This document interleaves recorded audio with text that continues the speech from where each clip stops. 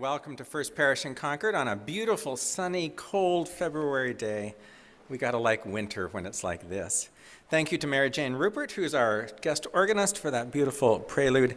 I want to welcome all of you to church this morning, whether you have gathered here in the sanctuary for worship or whether you're joining us on the live stream or watching later on YouTube. We are so glad that you have joined us, and we hope that this hour fills you up and reassures you, allows you to have the full expression of emotions that humans have, and is a comfort to you and a great way to start your week. Jan Power is our Zoom host. Thank you, Jan, for taking care of all of the good folks during the live stream. You can chat with one another or chat with Jan as you like in the chat on that. We here at First Parish in Concord take accessibility seriously. There are listening assist headphones if you would like those. They work really well here in the sanctuary. The ushers have those in the back. There's an elevator right here through these doors, and it goes to all levels of the church. And we have gender-neutral restrooms with accessible stalls. We are glad that you are here this morning. We are grateful to all of you for taking care of this community. To keep us all safer, masks must be worn inside the building. Also, social distance, please, as much as you can. Our worship leaders, choir, and teachers are all vaccinated. We strongly encourage vaccination for everyone who is medically able, as this is how we can care for ourselves and for one another.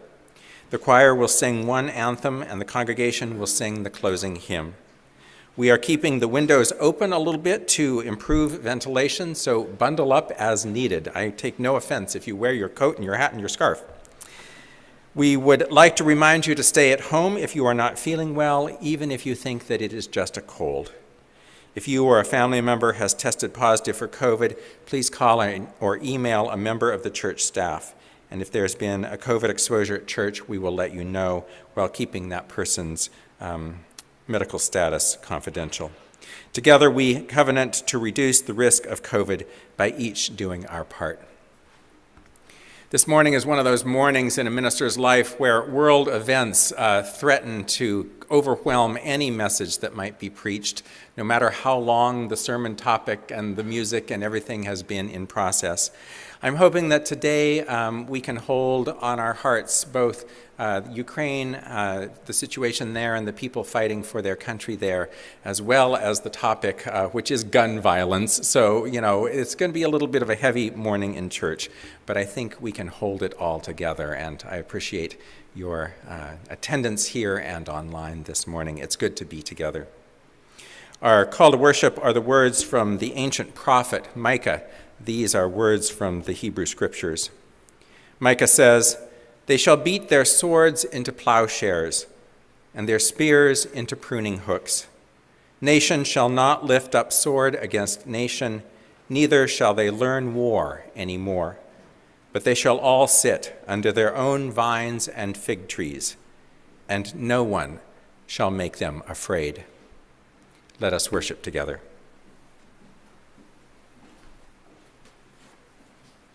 Good morning. Each week we light our chalice, this flame and cup, a beacon of our faith through the ages. We light this chalice to lift our spirits in heavy times and to draw us onwards towards justice and liberation always. Let us join together in our chalice lighting response. The words are on your screen or in your order of service. O flame of our faith, open our hearts and fill our bodies and souls with persistent strength. Enliven us spirits and engage us deeply in this life of ours, this sacred, essential moment now. This season is the time when we renew our commitment to our community, to enriching our spirits and being supportive of one another and doing good in our wider world. It is pledge campaign time, and we have our first testimonial today. Teresa Hubscher Younger is here to offer some of her experience and share why she is here at First Parish and why she encourages your generosity. Thank you, Teresa. Thanks. I'll just move this out of your way. Give you a little more room. It is warmer than I thought it would be here. So, for those of you who think it's going to be freezing, it's not. Good morning. My name is Teresa Hoopsher Younger. You might have heard my name before because I volunteer to help with the Zoom chat with Jan Power. And I find that particularly rewarding because my first experience with First Parish was through Zoom. I explored and joined First Parish during the pandemic. Like most of you, I felt I wrote here a bit isolated, but it was really isolated when the pandemic hit. I work at MathWorks, which is a software company in a building with over 2,000 people. And I've been there for 14 years, and many of my friends work there as well. So it was a shock when I couldn't see the people I interacted with daily like I normally would. So I felt a bit unmoored. And this led me to looking at churches and wanting to connect with one to get back in touch with myself and a supportive community. I figured my work had made the change. They had gone virtual, so maybe local churches would too. And that's how I discovered First Parish. It was really easy to get the Zoom link and attend. I have to say, I felt like a lurker in the background for quite a while. People would say good morning to each other in the chat, and Howard would post questions, and I was really, really shy about saying anything.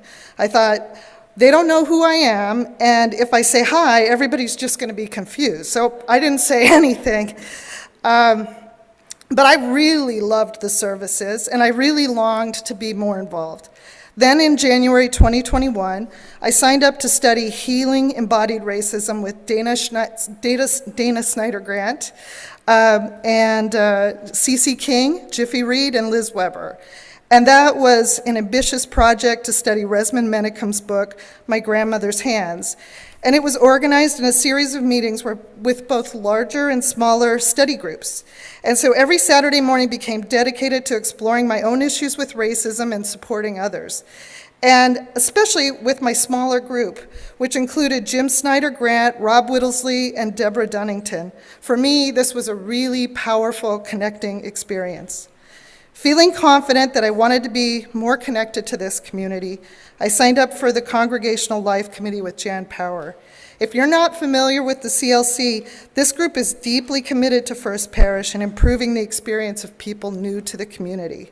And I felt at the beginning my biggest role was just telling everybody what was it like to be a newcomer during the pandemic and advocating for moving people faster from I feel awkward to I can join in. I pledged in 2021 when I wasn't a member and there was no path to membership for me. I pledged because Howard asked me to show my support for First Parish, and I did it. I'd never set foot in this church when I did it, and I certainly felt, though, that I was connected to the community. First Parish built a strong connection to each other, but also to a new online community, because we don't need to physically be in church to be in community. First Parish never went on hiatus. It was always in operation, even when the building was closed. So I really want to thank all of you for continuing to be the strong church you are during the pandemic. Thanks to the efforts of Lillian Anderson and Susan C., I was able to sign the book during the pandemic. I'm now a member, and I'm really proud of it. I'm very grateful for the connections I have with some of you, and look forward to building more. I want to ask you to join me in saying good morning on Zoom, especially if you've been a little shy about doing that. And I also want to ask you to pledge this year. Let's celebrate the connections we've built in 2021, and let's look forward to building more in the future. Thanks. Thank you, Teresa. Let's all settle in some more with centering music from Mary Jane.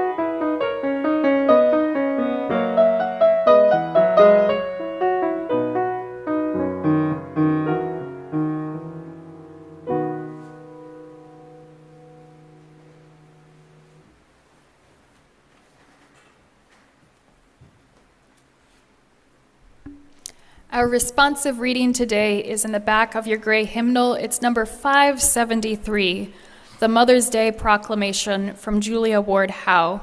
It will also be on your screen. I want to tell you a little bit about it. This was originally called the Appeal to Womanhood Throughout the World. And it was written by Julia Ward Howe as an appeal for women to unite for peace across the globe. She wrote it in 1870, and it was a pacifist reaction to the carnage of the American Civil War and the Franco-Prussian War. The appeal was tied to Howe's feminist conviction that women had a responsibility to shape their societies, not just at home, but also at the political level. Let's read together. I'll read the Roman type and invite you and Beth to read the italicized. Again, number 573. Arise, then, women of this day. Arise, all women who have hearts, whether your baptism be that of water or of fears. Say firmly, we will not have great questions decided by irrelevant agencies. Our husbands shall not come to us reeking with carnage for caresses and applause. Our sons shall not be taken from us to unlearn all that we have been able to teach them of charity, mercy, and patience. We women of one country will be too tender of those of another country to allow our sons to be trained to injure theirs. From the bosom of the devastated earth, a voice goes up with our own.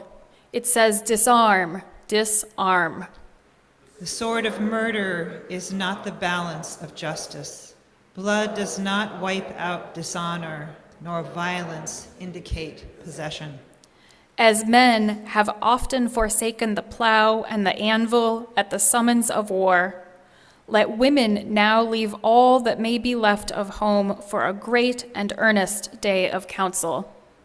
Let them meet first as women to bewail and commemorate the dead. Let them then solemnly take counsel with each other as the means whereby the great human family can live in peace. And each bearing after her own time the sacred impress, not of Caesar, but of God.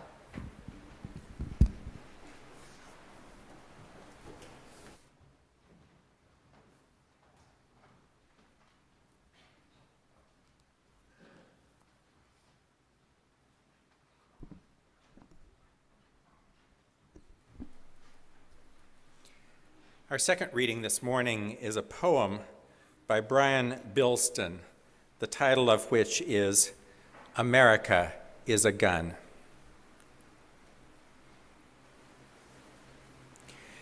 England is a cup of tea, France a wheel of ripened brie, Greece a short, squat olive tree.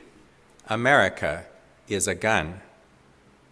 Brazil is football on the sand, Argentina, Maradona's hand, Germany, and Oompa band.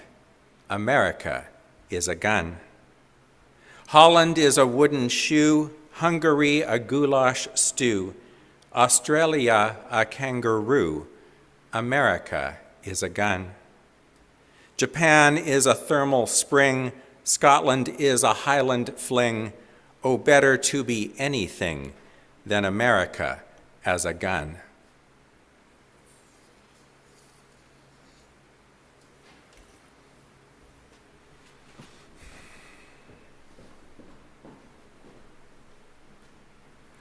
I recently heard about an organization in Philadelphia that is turning guns into gardening tools. Taking Micah's ancient prophecy to heart, they are literally beating swords into plowshares and spears into pruning hooks. Raw tools, raw is just war flipped around.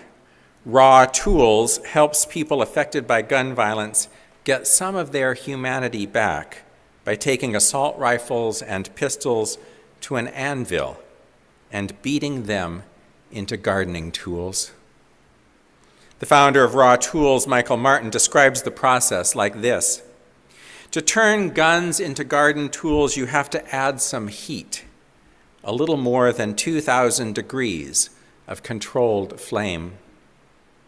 If the steel is too hot, it melts or burns off. If it is too cold, the steel cracks under the hammer. When there is a happy medium range of heat, then the magic happens. This is where the transformation takes place, he says, and it is a beautiful glowing orange. The steel feels like thick clay when the hammer makes contact, and when it cools, you can work it on the anvil. As the orange glow fades, the steel hardens into a new form. But you can't make a tool in just one heat, he says. You have to repeat the process. You have to put the gun barrel back into the forge and bring it out and shape it some more, and again and then again. You repeat the cycle over and over using various tools designed to make the gun barrel into a garden tool. The heat brings transformation.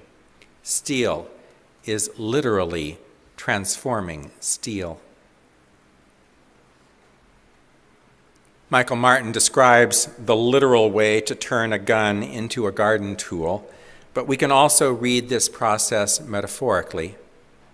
To change a gun-saturated culture into a peace-loving culture, we will have to work at it. We will have to do things over and over again until they stick. We will have to actually care about the transformation, or the problem will just get worse and worse. There really is no need to tell you how bad the gun culture is in America. You already know. I already know. We know, and we don't know either. We are so sheltered from gun violence that it seems almost hypothetical. We're so insulated where we live and work and travel that most of us never experience gun violence firsthand, and thank goodness. Those of us who do experience gun violence firsthand never forget it. A shooting never leaves us. Bullets kill for a lifetime. The United States has the most guns in the world by far, and it is second only to Brazil for the most gun deaths per capita, combined homicides and suicides. The United States has more gun homicides than all of the other industrial countries combined. Out of the estimated 250,000 gun-related deaths worldwide in 2019, 66% occurred in just 6 countries: Brazil, the United States, Venezuela, Mexico, India, and Colombia. America averaged 109 gun deaths a day in 2020. But as you might imagine, those gun deaths were concentrated in particular areas of our country, areas where you and I are very unlikely to go. These deaths largely happen in poor urban areas at night. They happen in southern and western states where guns outnumber people and lax gun control laws prevail. One of the reasons you and I are sheltered from gun violence is because Massachusetts, with some of the strictest gun laws in the country, takes gun safety seriously. I want, for the rest of the country, what we have in Massachusetts. When he talks about the glories of peace, the ancient Hebrew prophet Micah is not talking about some distant time. Even as he speaks of the future, he is trying to change the present. They shall beat their swords into plowshares doesn't refer to some future day. They shall turn them into plowshares today. They shall turn their spears into pruning hooks today. Micah knows God is not interested in some far-off dream of peace. God is not interested in waiting for years to have humans love one another. When Micah says, "Nation shall not lift up sword against nation, neither shall they learn war anymore," he doesn't mean next year or next decade. Micah means today.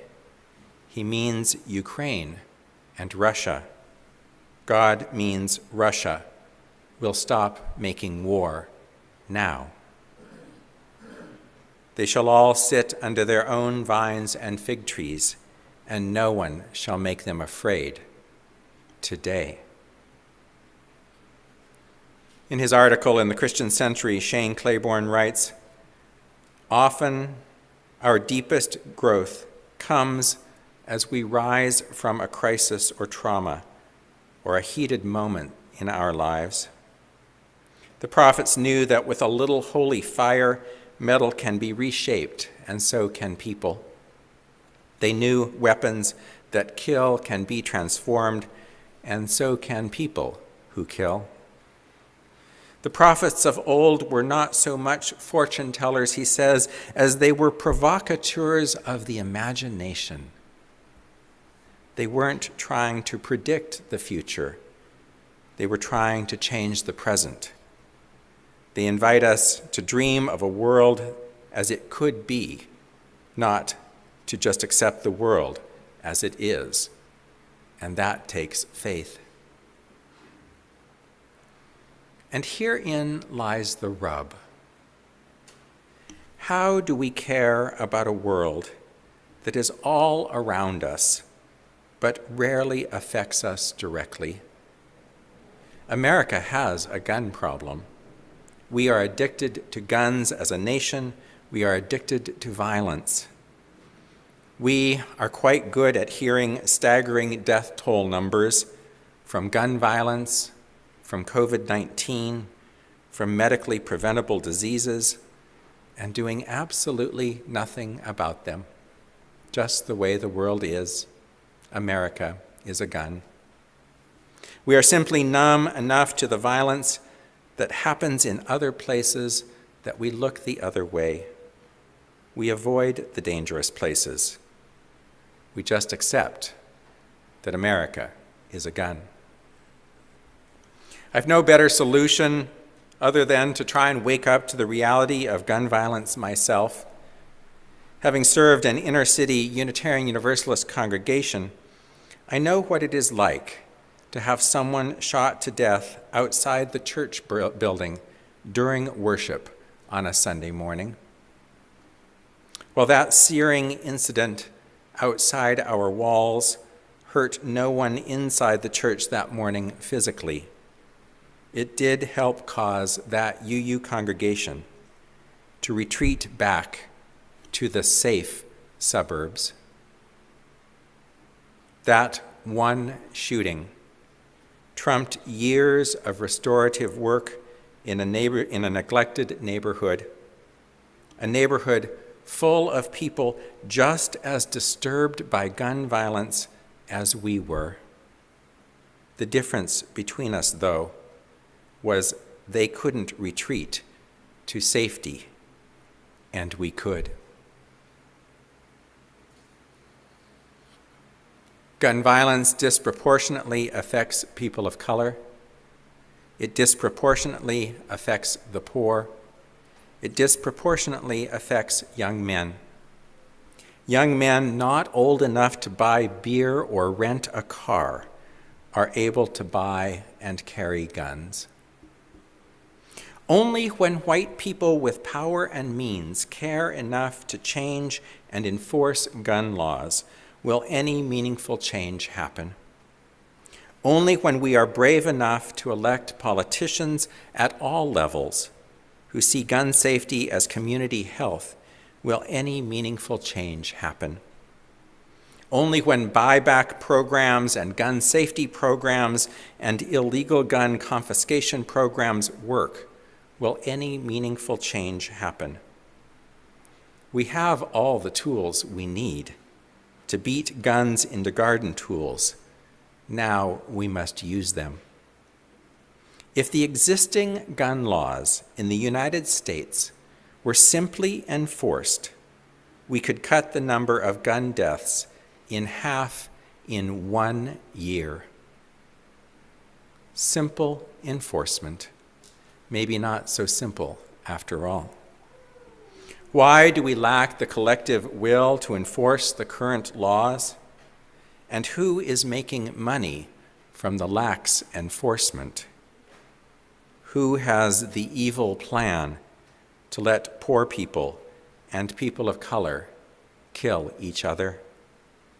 Micah would have some harsh words for America and its elected leaders if he were around today.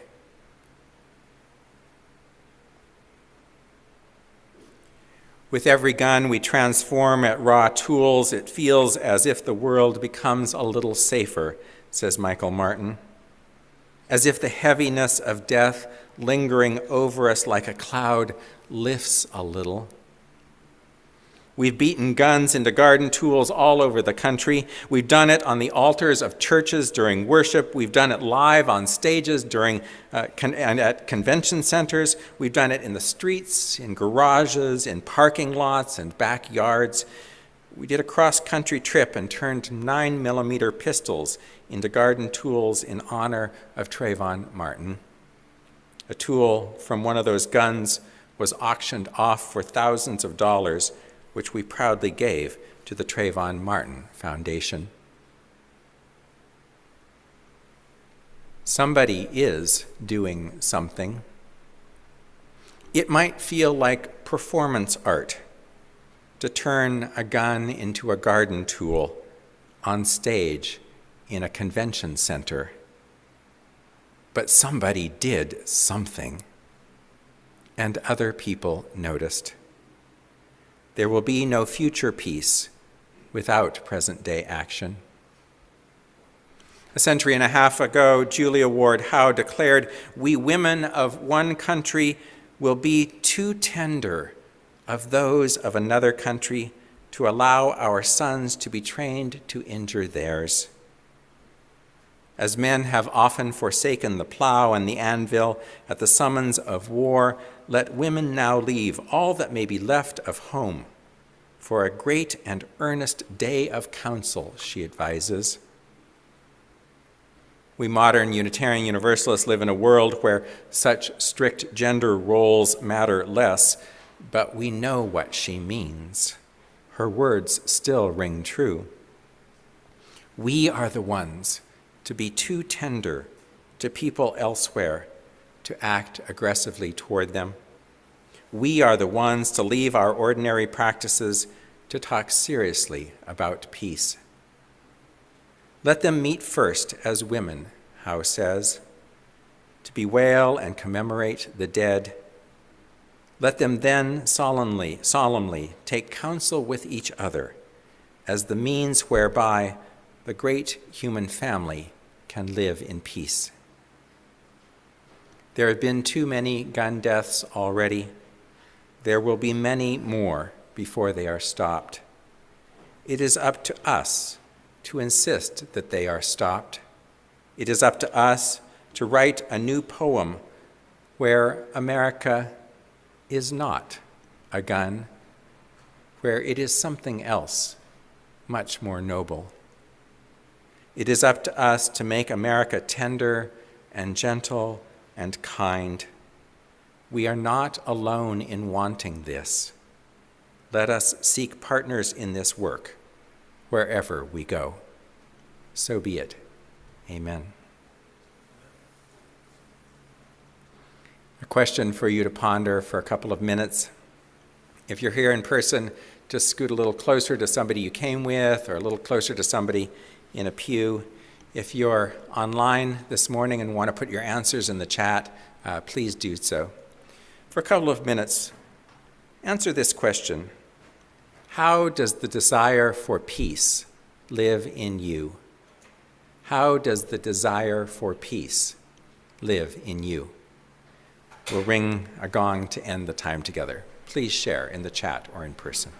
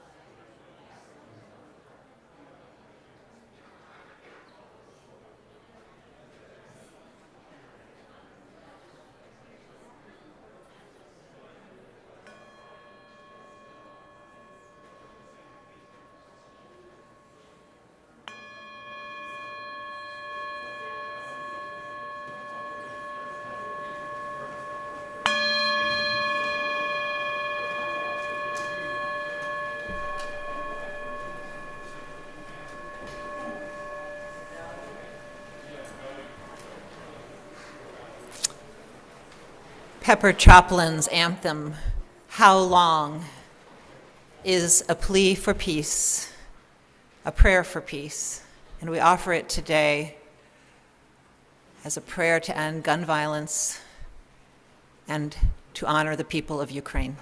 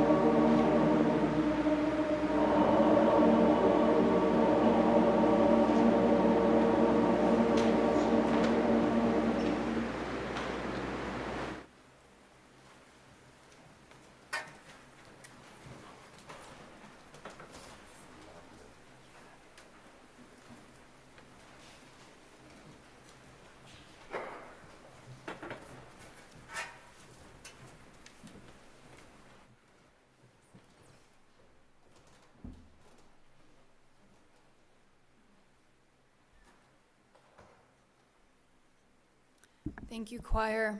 Thank you, Beth. We are a caring community, and so each week I invite you to share what is on your heart and the ways that you would like to have support or celebration from those around you. I've heard recently some confusion, and so I just want to clarify. What I say from this pulpit during this time is at your request. If you share something in confidence with me or Howard or Amy, we keep that confidence. And when you would like to be held in community, we share at this time on your behalf. Today, we have both joys and sorrows that you would like us to hold together. First, in joy, Alice and Fred are delighted to share the arrival of their new grandson, Camden Snow, born on Friday, February 25th, appropriately during the snowstorm. He joins his parents, Julie and Kit, and big brother Colby up in New Hampshire. All are doing well. Welcome, little Camden.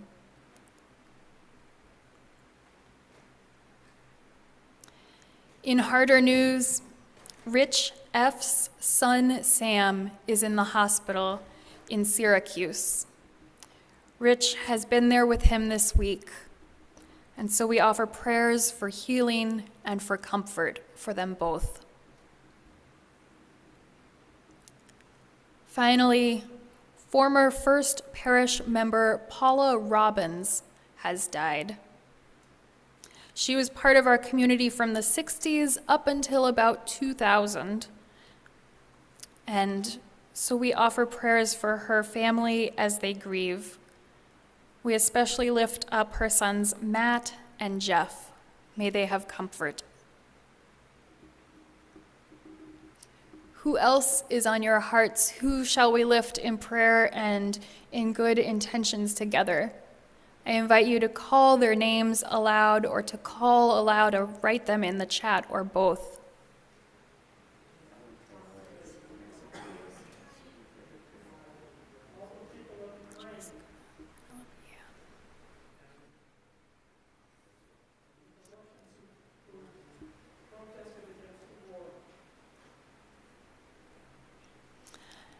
And let's settle further into prayer with Spirit of Life. We'll be led by Brooks and then by Jim.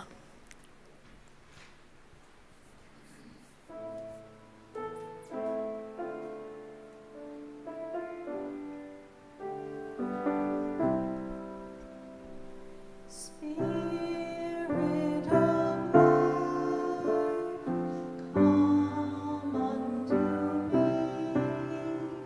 Sing in my heart all the stirrings of compassion. Blow in the wind, rise in the sea, move in the hand, giving life the shape of justice. Roots hold me close, wings set me free. Spirit of life, come to me, come to me.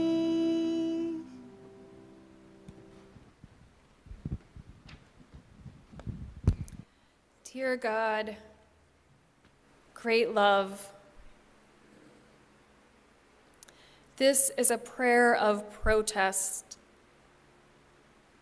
a prayer against all forms of violence, all of the injury, harm, and death, all of the carnage.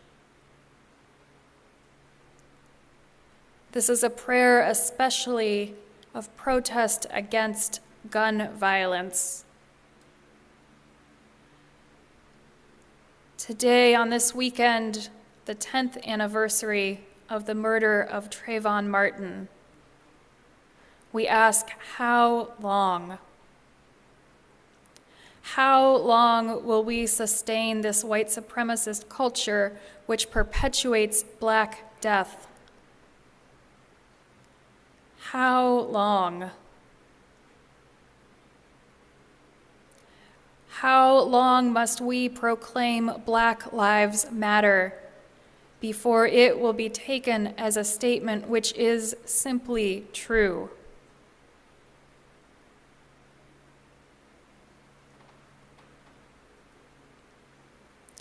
This week, this prayer also goes especially to the people in Ukraine, to citizens there who have fled, to citizens who have stayed, to people worried and afraid for their lives, for their culture, for their country. How long must we protest against war? How long? We pray for peace and self-determination for the people of Ukraine. I pray for those of you in this congregation who trace your ancestry, recent or past, to that area. We pray for our neighbors, our cousins in faith in Carrister and in Transylvania, for whom this may bring echoes of the Cold War, echoes of times of oppression. How long will this cycle continue? This is a prayer of protest. This is a prayer for our pain. For our collective pain, our collective heartbreak,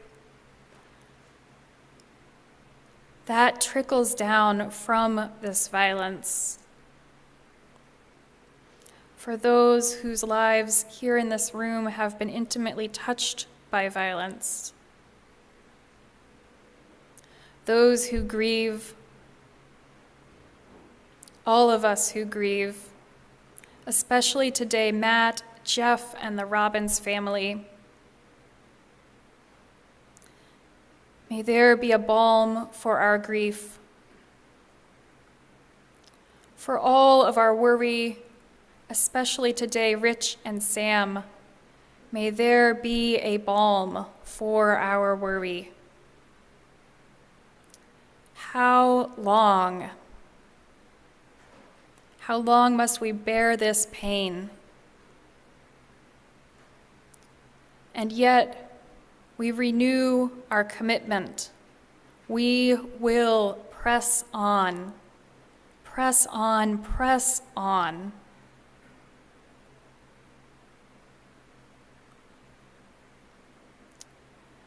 And still we look around and we see somehow still there is joy and beauty in our world. And so this is a prayer of protest and it is a prayer of praise, yes, but also it is a prayer of protest and a prayer of pain, but also it is a prayer of praise.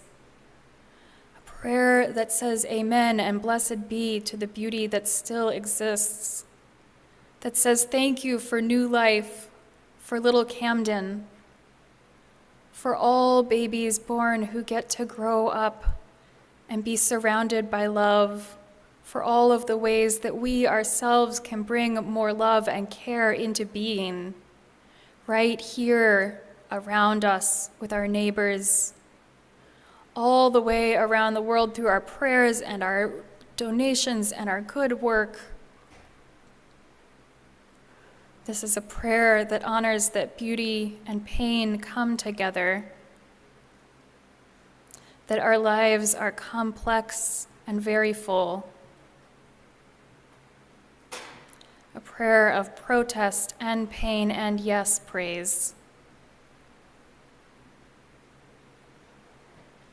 May it be enough. May all who have come today in pain find solace. May all who have come in joy find their joy doubled. and may each of us, by our daily living, make our world a better place.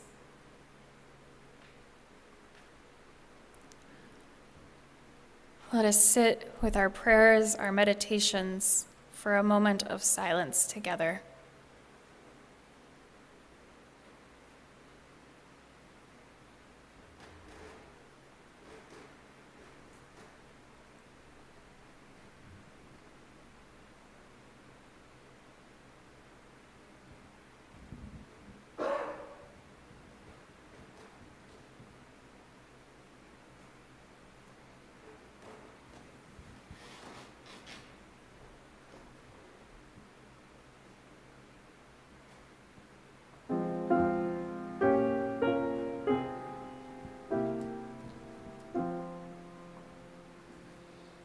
Find the stillness, hold the stillness, let the stillness carry me.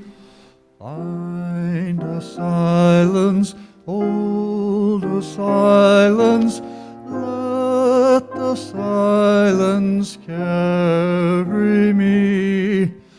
In the Spirit, by the Spirit, with the Spirit giving power, I will find true harmony.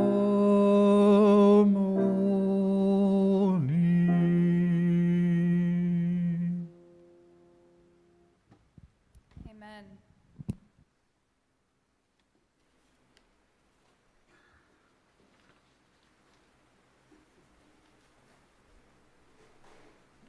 Here at First Parish, our mission engages us to build community, deepen spiritually, and work for justice. At this time in our service, we offer a reflection on the ways in which our actions can shape our world.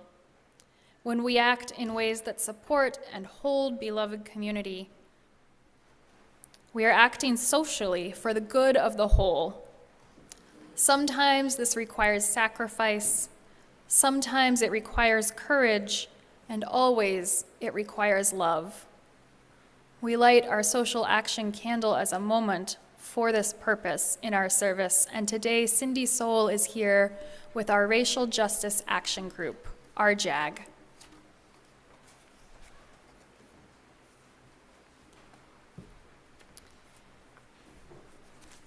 One of the ways that we at First Parish have stepped out yearly of the safe, comfortable bubble of our suburban home is to support a really important partner. Nope. Is that okay? Is that better?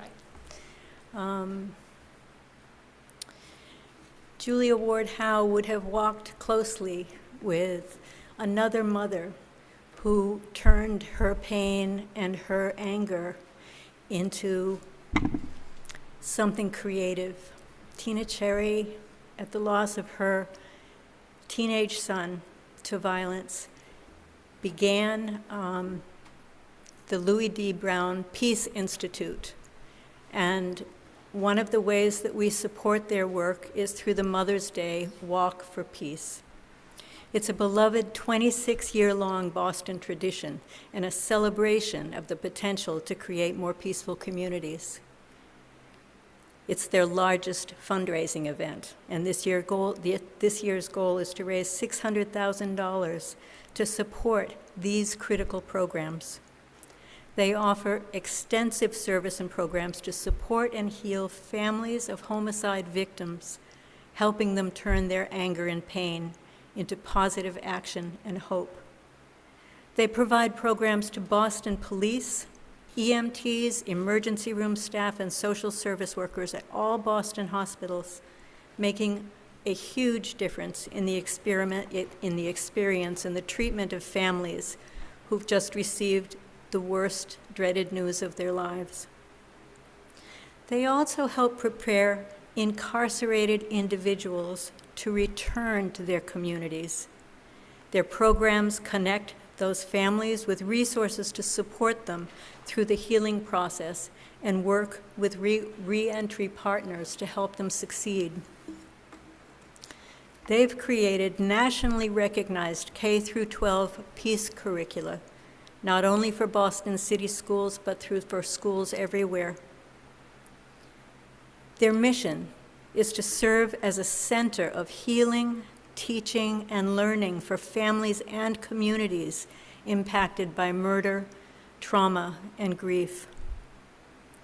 They base their work and promote these 7 principles: love, unity, faith, hope, courage, justice, forgiveness.